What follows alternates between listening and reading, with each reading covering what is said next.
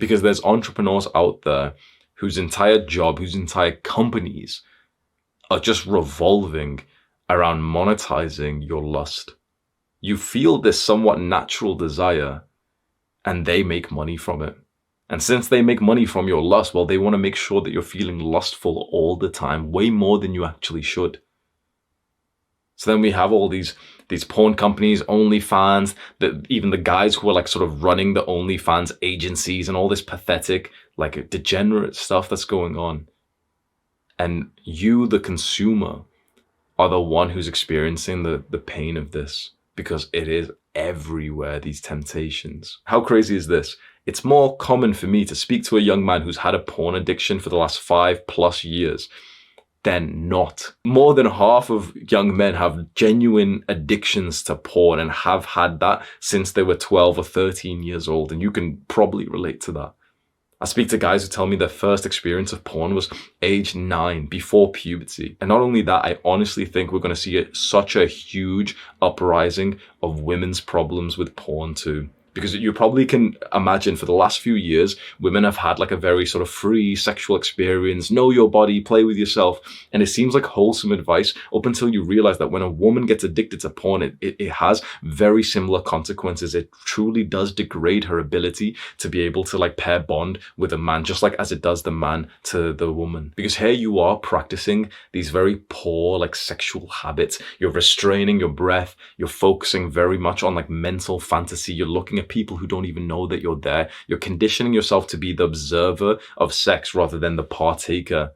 You're conditioning yourself to literally get turned on with your own sort of mental fantasies, or like literally being a cuck. And the exact same thing is true for women. So here we are degrading our future ability to make love and to actually like bond incredibly with our partners for the sake of some pleasure today, because we couldn't resist the desire of lust. But I think we can adopt more of a positive note around this, because on this space online of men's self-improvement, the problem of porn is very clear. You knew this. But I want you to think right now, there's a lot of guys who know about nofap.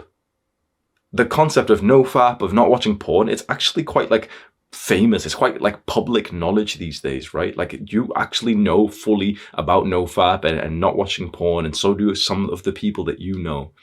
And see all these communities, these massive influencers talking about it. We are seeing a massive uprise for people who are like openly talking about the fact that porn is really bad. And it's almost become like a counter community mindset to the people who just like, just say, oh, well, it's just a bit of fun. It makes me feel proud for young men like us who are being served like the most addictive substance. And we literally have like communities and mindsets and movements training each other, saying like, no, we're better than that. The most addictive thing they can put in front of you, and here we are, literally like routinely knowing that it's not good for us, taking the harder path. You're one of these men. I really do think you should feel proud of yourself. Even if, for example, you think that you've been struggling, you've been relapsing, just the fact that you're making progress, the fact that you're trying, the fact that you're sort of vigilant of this problem means that you've actually put some work into this. And not only porn, but casual sex can be such a big problem as well. And I think that this is more of a hidden problem. A lot of people know about the problems with porn, but with casual sex, it's like this. I speak to a lot of guys who are actually kind of hoping for it. I speak to a lot of guys who've got Tinder accounts and they just want to try and get laid because they've been told that this is what they should spend their time on. And I don't blame you if you're like this, because I spent a lot of my life chasing like, the sort of validation and convincing yourself that, this is the thing I should be spending my time on, rather than just developing yourself and living a happy life and your happiness not being tied to some random drunk girl. And this is a hard one to grasp for a lot of young guys, including when I was younger, because when you're told that casual sex is bad, you might be asking yourself, well, then how do you like have fun? But it can't be bad though, can it? Because it's really natural. This isn't to say that sex and making love is a bad thing. I think that can be very, very pleasant, like a very positive experience of life. It's to say, like, let's just be honest and obvious here. It's to say that having sex with a random girl that you've just met, who's unintelligent and stupid, and you've just met her in a nightclub and she takes drugs and she's nothing like you, it means that that's not a good thing. It means that matching with as many girls as possible on Tinder and trying your best to just sleep with as many as possible it's not showing that you respect yourself or your time. You could be building something great, like focused on self-mastery, focused on trying to like peel back the layers of your purpose so you can discover yourself and to have some kind of like spiritual experience, to feel your potential, to build like a beautiful business where you've hired loads of great people and you work alongside them. There's so many things you can spend your time on, and also developing yourself so that you can attract a really nice, like great woman and then have better sex with her anyway. So the problem with lust is that usually it will drive you to these low quality places where you don't want to be, which you're better than. When I think about even 21, 22-year-old me in the middle of a club or party, I just see it so odd because I was like, you don't fit in there. Everyone there is taking drugs. Everyone there is unintelligent. Here's you who's reading self-improvement books, who's watching videos like this. Here's you who's going to the gym and tracking your macros. And you're around fucking like stupid people just for the sake of like, oh, but I might get laid tonight. How about you just conserve that lust just for a little bit, develop yourself and think to yourself, when I meet like a really good woman and we really match, I'll have 10 times more sex with her. You can still enjoy sex in your life, but just make it with the right person. There's something from that marshmallow experiment that we spoke about at the start of this video, which I found very interesting. So imagine here you are, you're the little 4-year-old boy, the experimenter sat you down and said, okay, little Timmy, you can have this marshmallow right now, you can have 2 later. What they found was that if you simply just moved the sort of bad thing away from your visual sight, you were 10 times more likely to resist the desire. If it was in front of you visually, it was very hard to resist it. How they did this was just with the marshmallows. They literally just put a plate over it. As soon as they did that, the kids were 10 times more likely to like pass this test. Now I want you to just visualize all of like the advertisements, billboards, social media, the porn companies, everywhere you look, there's more porn, there's more degeneracy, there's talks of like casual sex and pleasure. What we need to do is the equivalent of putting that plate over the marshmallows, but for things of our lust. Because right now, if you do have a social media account, I'm guessing that there is at least 1 or 2 profiles, probably from women, that are like causing urges inside of you. You go onto Instagram just coping, saying that it's just a 5-minute break. You're there for 15 minutes and you end up just clicking on the girl who's kind of hot that you know. And before you know it, you probably end up relapsing again. Or maybe it's on YouTube. Maybe you go onto YouTube, you go onto one of these like degenerate podcasts where one of the girls there has got cleavage or something, and here you are just like starting to fantasize, and boom, you've relapsed again. What we need to do is cleanse our space so that we don't see these degenerate, like these provocative things. I hope you're getting some ideas, because there's some things that you could implement right here, right now, and we'll do that for the actionable step coming up soon. Maybe you should unfollow like the girl that you follow who's causing these urges to arise. Whether there's any kind of social consequences or not. Like, oh, but she's a girl from my school and she follows me back, so it looks kind of cool that I've got a hot girl who follows me. If you're constantly just being led by your lust and relapsing because of this, it's worth it for you to just unfollow her. Maybe it's the degenerate music that's on your Spotify and you listen to all these rappers. I've realized so much recently how bad music is and how easy it is for you to get like a quick little boost to your self-improvement, your self-esteem, your self-image by not listening to degenerate music where you're plugging it in of this like rapper or singer who's talking about how great he is and how many bitches he fucks and how much money he makes. And here's you, like little chump, like listening to his brainwashing of like him talking about how great he is, and you're tuning into that.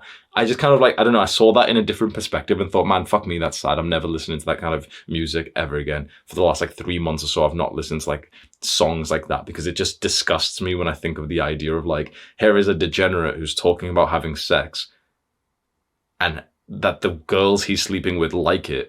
And here I am like listening to it. It's kind of like cuck porn. Like most rap songs are like cuck porn these days. And you are like this weird, disgusting cuck weirdo if you listen to that consistently. And all these like normal people are going to listen to this. Oh, well, it's actually art, bro. And like, oh, well, you're just being like, oh, you can listen to some rap guys. Don't listen to Hamza. Like, yeah, sure. Do what you want. But don't be surprised when you start getting these weird cuck fantasies that are arising, that you feel like quite soft and timid when it comes to you having sex with a woman because you're more used to listening to guys who are talking about pounding them, and here you are like tuning into that, and you're more used to watching porn with the guys fucking the girl, and here you are as a passive observer. And so when it's time for you to have sex, you almost feel like a passive observer. Even though this girl's on you, you want her to kind of put it onto you. You want her to engage it. You want her to start on you. You want her to dominate you. That's how they've conditioned you to be. This isn't your natural impulse. You weren't born as a cuck. You weren't born as like, as a boy who was supposed to turn into a man who was a coward. This is conditioning. It'd be interesting to see what kind of man you would be without these external influences, without this lust being put onto you, without this messaging from this rapper or this TV show. Most men never find out who they actually are. When you unplug and you really unplug, that's when you start to discover yourself. And there was another finding from the marshmallow experiment that's going to help you overcome lust. So imagine, okay, they've put you there again with the marshmallow, the two marshmallows, okay, you've got to wait for them, okay? Then they tell you, why don't you think of something that makes you happy? Remember the time that when your mommy pushed you high on the swing? They would say that to some kids. Some, obviously, they get like super happy thinking of like this happy moment. They again were super, super significantly more likely to resist the temptation of just eating the one marshmallow now rather than delaying gratification for the other one. What was very interesting, they also tried the exact opposite. They told some kids, why don't you just think about how good the marshmallow is going to taste? Those kids ate it almost immediately. So what does this teach us? We should, one, be trying to think of like positive thoughts and positive memories. But two, we should not be fantasizing and keeping in mind the bad desire that we don't want to act on. And this is the exact opposite that a lot of us often do. When you get an urge for porn, be honest, you probably kind of circulate the urge in your mind a bit. You kind of almost fantasize in it mentally first, don't you? You almost like play around with it. It's kind of annoying and agitating to experience like an urge to relapse, but you almost like purposely keep it in your mind at times. The fat person who's like, thinking, should I eat the cake or not? Should I eat the cake or not? They're literally just like thinking about the cake for the next 10, 20 minutes. And of course they're going to end up eating it. When you get thoughts and urges and desires in your mind of, okay, maybe I'll go watch porn. No, I don't want to. Maybe I should. By keeping it in your mind, you're absolutely going to relapse. By like visualizing the kind of porn that you want to watch, visualizing, fantasizing about the girl that you want to sleep with, you absolutely will fail at this goal of yours to like become a better man and to be stronger and to use willpower. So instead, we're going to use a principle which is called if then. A lot of programmers like nerds know about this. If then. It's kind of like a mental model, almost like we're forming a mental habit. And the way it works is we clarify with humility that we're certainly going to experience a desire for porn or sex again, right? We know this, right? No matter even if you get onto NoFap, no matter how long you've been on, we know for a fact that we're going to have desires for porn or sex at some point in our lives, probably like 50 million of them, right? So if we are honest with that, okay, we're going to have those desires, we need to start to plan this almost mental model where we're going to say, okay, when I get that mental model, then what I'm going to do is, and set a real consistent, like super specific plan for that. So you can do this right now. Think to yourself, right here, right now, I'm going to get a lot more desires for porn and for all bad desires. As soon as I notice that I'm getting this desire, this craving, I'm going to do X. Now, a lot of people I've noticed will say like, oh yeah, do some push-ups, do some exercise. You possibly could do that. I'm not sure if that would be effective. The people I've spoke to, the young guys who say like, oh yeah, just do some push-ups, they always end up relapsing because I'm not sure if trying to counter like a sort of a mental craving with something real world, which, it's almost a bit impractical, which sounds silly, but it's almost a bit impractical to like get down and do push-ups a lot of the time. I think it's better to almost make your like action, your response action, more of like a way of thinking. So mine, for example, is when I have a desire that I don't want to fulfill, I will instead immediately go and think about some kind of happy, pleasant, funny memory. Because when we have these positive emotions inside of us, we're far more likely to delay gratification just because we don't really need much external things anymore. When you feel happy, you don't need to eat as much sugar because you already kind of feel happy. So you can just take my one. When you feel a desire for something that you don't want to feel, immediately go and think about some kind of like funny memory that just makes you kind of smile or laugh. And you'll find that your desire for that thing will usually go down. Because if we're being honest, the biggest reason why you watch porn is probably just because you're sad, bored, or lonely. Sometimes, yeah, there is the sort of the lust and the horniness, but let's say real emotions. I feel sadness, I feel bored, I feel lonely. So how many times do we really get this intense need to fap when we're in like a humorous, joyful, grateful, present, happy mood? Not often, right? It's usually when we're in this quite silent mood and, it's 4 p.m. or 7 p.m. and we're just in our bedrooms by ourselves. We're not talking to anyone. We haven't seen sunlight for the last few hours and we're sat here just mindlessly looking at content and, just wasting time, pretending to study. That's when it hits us. It's not like you ever are having such a funny conversation with someone, you can't stop laughing, and that's when you're thinking like, yeah, now would be a good time to ejaculate. In the sugar section of this full guide, I explain fully how to control your emotions so that these emotions of sadness, boredom, or loneliness don't make you relapse on porn. So you might want to go watch that section as well. But first, your actionable step for this part of the guide is to take action right here, right now, with me. Grab your phone, go on to those apps which you usually find have caused the trigger for you. For a lot of guys, this will be social media. Maybe you've deleted your social media already, but let's say it's the Instagram. And if you're just being honest, on Instagram, there is a girl that, for example, it feels like a lot of triggers, a lot of cravings and desires happen because of her. Maybe it's some like model or some celebrity. Maybe it's some girl that you know from like school or work or something. Go and unfollow her. This is for your own mental health, your own good. There's no reason to keep something which is literally just like poisoning your mind and, causing your mind to fall in. Because remember, for the kids in the marshmallow experiment, if we can cover the desire so you can't see it, you'll be far less likely to relapse. Maybe it's a girl on Instagram, but maybe it's also content creators on YouTube. I know for a lot of young men, they watch a lot of like seemingly traditional, but actually degenerate male influencers, role models. And so these people online, like, who I'm talking about, but like they'll be causing more triggers even though they're pretending to help you. So there's the NoFap YouTuber who shows you pictures of like attractive girls knowing that it's going to make you relapse just because he doesn't actually give a fuck about you. He just wants you to like, be more likely to click on the video. Anytime I see a NoFap YouTuber who puts something like triggering as a picture, the thumbnail or whatever he puts like in a sexy girl or something, I always just think to myself, this is a grade A dickhead. The same thing I see with these sort of men's podcasts where they know that the major problem that their audiences of experiencing is like porn and masturbation and triggers, and here they'll bring in a bunch of degenerate women and telling them to like dress up nice and wearing the push-up bras just to kind of put that into your face, and then here they are shouting at them and telling them, no, like, I am a high value man and you do this and you have sex, and then straight after the show they just message them and say like, oh hey, do you wanna fuck? They desperately are trying to fuck the same girls that they're saying are damaged. Your actionable step, which will genuinely change your life forever: unsubscribe from garbage content. From the girl who doesn't even post anything educational, but she's just, it's like the girl who's pretending to be like a fitness influencer and she's posting like, her little workout routines, but she's wearing quite like sexual clothing, the kind of leggings that like fucking go up her asshole. And here she is posting it from the back. Oh, hey, today I hit 4 times 8 squats. She's not actually selling fitness. She's selling sex.